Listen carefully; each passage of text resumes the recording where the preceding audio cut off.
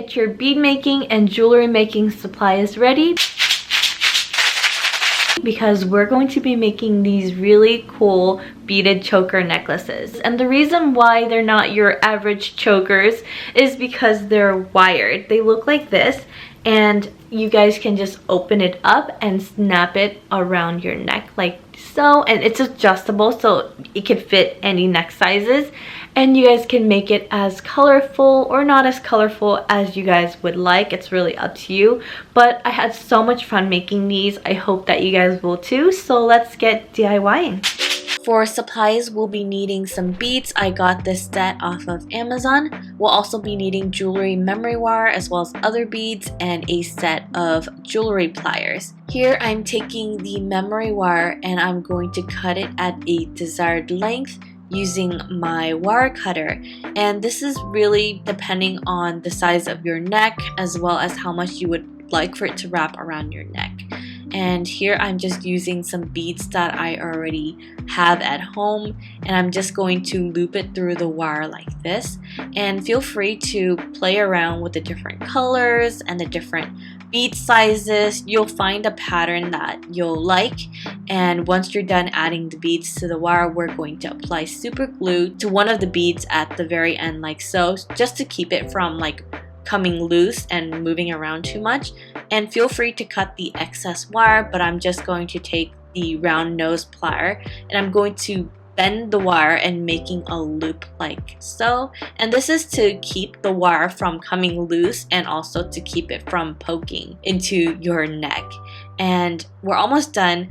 All you have to do is adjust the choker, and by doing that you're just going to bend the wire like this and adjust it to the size of your neck. And that's it for the first choker.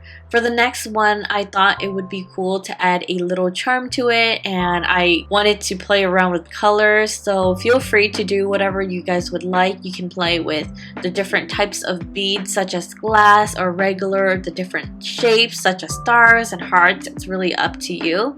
And then once you're done, cut the excess wire like so, and then we're going to use the round nose plier to again keep the beads from coming loose as well as protect it from hurting you. And then once again we're going to adjust the choker by bending it like so.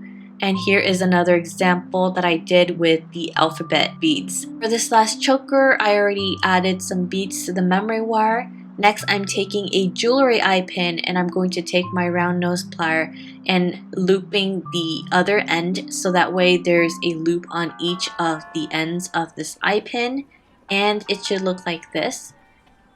Next, I'm going to take my jump rings and I'm going to open it up using pliers, and then I'm going to loop the eye pins in like so and closing it back up using the pliers.